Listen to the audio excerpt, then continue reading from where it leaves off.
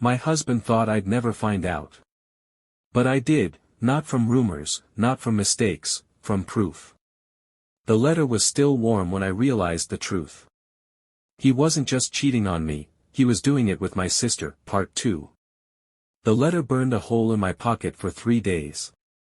It wasn't just paper, it was proof. Proof that I wasn't crazy, proof that everything I'd suspected was true. My husband, my best friend, the man I thought I'd build a future with, had been building his own future with someone else. And that someone else was sitting across from me at Sunday dinner, smiling like butter wouldn't melt in her mouth. My sister. I didn't blow up right away. That's what he expected me to do, lose control, scream, cry, make a scene so he could twist it into, "You're overreacting." Not this time. This time, I was quiet. Too quiet. I smiled, I passed the potatoes, I even laughed when he made some joke about honesty being the best policy. Inside, I was memorizing everything, his tone, her smirk, my mother's awkward glances. Everyone knew except me. When dinner ended, he kissed me on the cheek and said, "You've been distant lately, you okay?" I almost laughed. "Oh, I'm better than ever," I said. "Actually, I've been working on something new." He smiled, clueless. "Good for you, babe. You deserve it." Yeah. I did, that something new was a plan. And it was going to burn his perfect little world to the ground. For weeks, I'd been gathering everything, screenshots, messages, bank statements. I even had voice recordings from calls he thought were private. The man loved his phone, and apparently, loved forgetting that Bluetooth connects automatically in the car. So every time he talked to her while driving, my car's dash picked it up and saved the audio. 23 conversations. 23 daggers to the back. They weren't even careful anymore. He called her baby in one. Talked about our new place. She mentioned getting the paperwork ready before she finds out. That last one was my breaking point. So I made an appointment with a lawyer. Not just any lawyer, one of the best family law specialists in the city. When I slid the file across his desk, he blinked. This is airtight," he said. "How long have you been documenting this?" "Long enough," I said. "I want to make sure when it ends completely." He leaned back. "You'll get the house, the accounts, and considering the evidence, probably his business stake, too." That last part made me pause. His business? Turns out, my loving husband had been funneling part of our shared savings into a joint venture with my sister. A fake design company registered under her name but run entirely on our money. They weren't just cheating on me, they were robbing me. So I waited. I let them think everything was fine. For 3 weeks, I cooked dinner, kissed him goodbye, even helped him pack for his business trips. Meanwhile, divorce motion. The night before it all went down, he came home late, smelling like her perfume. He walked in, saw me on the couch, and had the audacity to smile. "Hey, I missed you," he said. I looked up from my laptop. "I bet you did." He kissed my forehead and went to shower. That was the last time I ever let him touch me. The next morning, he woke up to the sound of knocking, not from me, but from 2 men in suits serving him divorce papers and a restraining order. He stumbled into the living room half-dressed, shouting my name. "What the hell is this, some kind of joke?"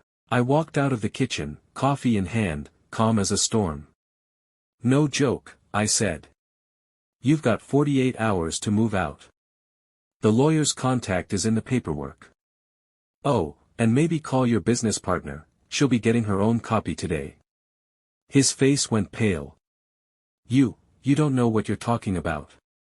"Oh, I do," I said, sliding my phone across the table. "Play any of those recordings. Pick one. Maybe the one where you two discuss selling my grandmother's land without my knowledge."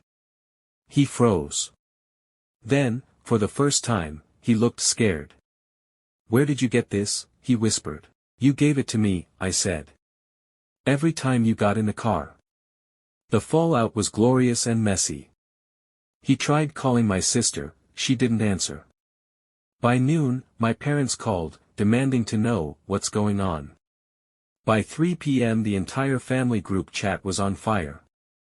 My sister's fiancé, yes, she had one, found out everything and dumped her on the spot. My husband was locked out of the house, bank accounts frozen, reputation ruined. And me? I finally exhaled. It wasn't revenge for the sake of revenge. It was justice. When you give someone your love, your loyalty, your years, and they use them as a weapon, you don't owe them mercy. You owe them closure. And that's exactly what I gave him. The morning after it all exploded, the house was silent. Not the comfortable kind of silence, the heavy kind, where even your thoughts echo too loud. His things were gone. The scent of his cologne still lingered faintly in the hallway, but the space he occupied in my life had already turned into a void. For the first time in years, the bed was mine alone. And you know what? It didn't feel empty. It felt peaceful. In the days that followed, I expected regret to creep in. It never did. Instead, what I felt was something foreign, clarity. I hadn't realized how much noise he and my sister had added to my life until it stopped. Every conversation used to be about them, their plans, their problems, their drama. My happiness had become background music to their chaos. Now, there was just me. The woman they underestimated. The woman they thought they could control. And that woman was done being quiet. I sold the house, the one they both wanted so badly, and used the money to start over. New city. New apartment. New name on the mailbox. People talk about revenge like it's an explosion, something violent, fast, loud, but real revenge? It's quiet.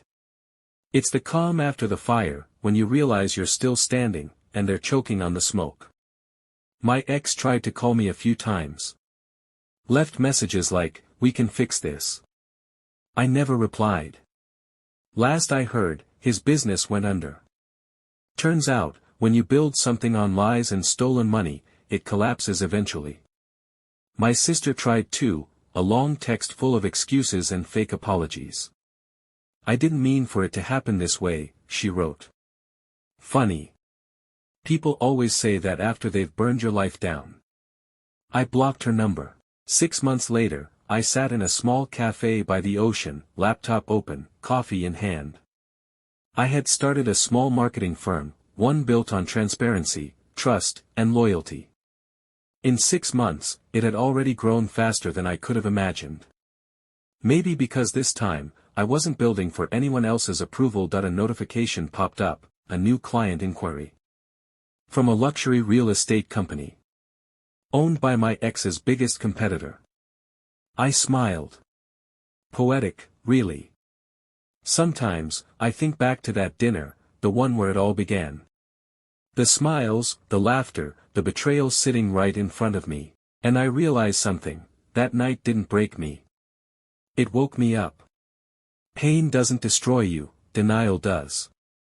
And once you stop denying what people truly are, you take your power back. They thought they could write me out of my own story. Instead, I rewrote the ending. I didn't run away. I rebuilt.